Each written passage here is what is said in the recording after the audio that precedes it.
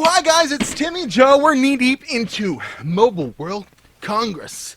It's a good time of year, and yeah, I haven't made a video in a few days, but Big whoop. Want to fight about it? want to fight about it? Well, I have a rant here, so let's just fight about it, okay?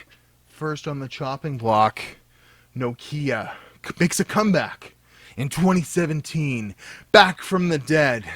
And it's like a friend of yours from high school, someone that you were best friends with, you finally meet back up with them later on in life, and it turns out they're just a huge disappointment.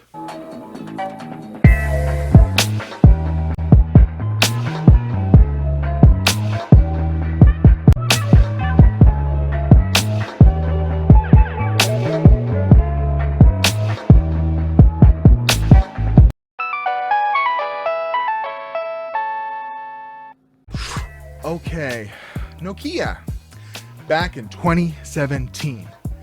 I have a really long, amazing relationship with Nokia, dating back to when I first got my first or second cell phone. I think it was my second cell phone. I got a Nokia 3310, or maybe it was like a 3320. It was a version of, the iconic indestructible phone. And I loved that phone. It lasted for like 5 to 10 days on a battery charge. You could throw it down a flight of stairs and it wouldn't break. And the one I had, you could switch out the cases on it. So I had this weird, gross, like dragon phone. Anyways, so it was an amazing phone. And then, on through the 2000s, my first smartphone was like in 2004, I think. It was the Nokia 6600. Phone that really I don't think many people have heard of, but it was kind of the same idea, a little candy bar phone, but this was actually a smartphone by definition. It had a micro SD card, you could load software on it, had the Symbian OS, you could browse the web. I even put MP3s on this MMC memory card, and you could listen to music through these proprietary headphones. It had an emulator on it. It was so cool. I hacked it. I unlocked it and did a bunch of cool stuff. And then, ongoing, I had a few other Nokia phones, and I always loved their, daring, weird designs. I mean, they weren't always successful, but they had some pretty neat phones over the years. And then Apple comes out with the iPhone, of course. And, then Android gained some popularity. And Nokia already had a foothold. They were the biggest phone manufacturer in the world. How could they fall so hard? Well, there was a problem where Nokia's Symbian OS was getting hard to develop on newer, faster hardware and hard to optimize. And there was a split at Nokia where around the time Android started to gain some popularity, they wanted to develop a brand new OS. And then there was the Symbian department, and they were tasked with updating Symbian to work better with touchscreens and stuff like that.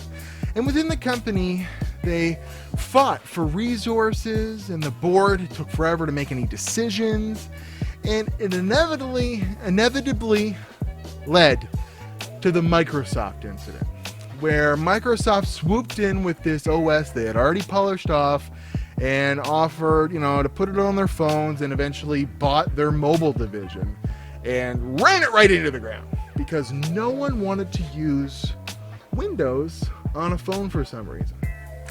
Well, fast forward to today, and that Microsoft ban is lifted, and they're able to bring these phones back out, and you hear all these rumors of these Nokia phones that are going to come out and they're going to be awesome. And then I heard that they're bringing the Nokia 3310 back, and that was going to be this amazing, cool thing. And then you find out here at Mobile World Congress that the Nokia 3310 launch is literally a revamp of the original candy bar phone with an update of only a color screen and maybe some upgraded internals. Not even really. It still has Snake on it though. I mean, it's literally a dumb phone that they're bringing back out to a market that doesn't exist, saying it could be your emergency phone or the phone you give to grandma. Well, those phones are already out there, and they're out there in droves. Actually, a company that Nokia owns, Alcatel, makes a lot of these flip phones and stuff like that, dumber phones. And they didn't even put a good camera on it. They didn't really do much of anything. And when I heard this was coming out, I was hoping that it was going to be an Android smartphone built like a tank, like the original 3310, with an amazing, 5,000 milliamp hour battery life. Maybe put it in a candy bar-esque style phone with a polycarbonate back and make it indestructible. Because aside from the Galaxy, Active, Caterpillar makes some strong phones. There isn't much for cool, rugged phones out there for like the active lifestyle. And Nokia's actually had a pretty good track record for cameras and stuff like that, so they could have thrown a really good camera in it. Sold it at a really fair price, like under $300, and put that maybe unlocked on their website for sale, much like OnePlus One. But they're just going with carriers, and they bring out 3 Android phones that are absolutely no different than every other smartphone that's out there right now.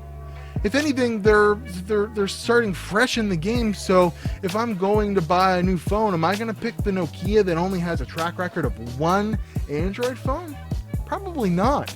The market is saturated, so they needed to do something different, like make a really weird, cool phone and a few budget, Android phones or something like that. Something that made them stand out. And it's a missed opportunity that they didn't make the 3310 an Android device with the original qualities that phone had. I really think it's a complete missed opportunity, and Nokia will be gone as quick as they came back. And as far as I can tell, they don't really have much in the way of other products. Maybe they have some cellular, patents and technologies that keep, the bills paid. But if you're going to come back and bring phones back to the market, why are you just doing what everyone else does when you were known for pushing the envelope and making these amazing, cool, weird phones, smartphones before smartphones were a thing, amazing camera phones before that was even a thing? You're just coming back with a lackluster attempt, in my opinion, and it's going to sink you. I'm Timmy Joe. What do you think about Nokia? Did they miss an opportunity here, or are you happy with the offerings they brought to Mobile World Congress? I'd like to know in the comments below. As always, I'm Watch Timmy Joe on Instagram and Twitter, and subscribe for more videos. Be a video every day this week about Mobile World Congress or something like that. I can't wait to talk about the Nintendo Switch, because I think that's a huge missed opportunity as well. I will see you tomorrow. Bah!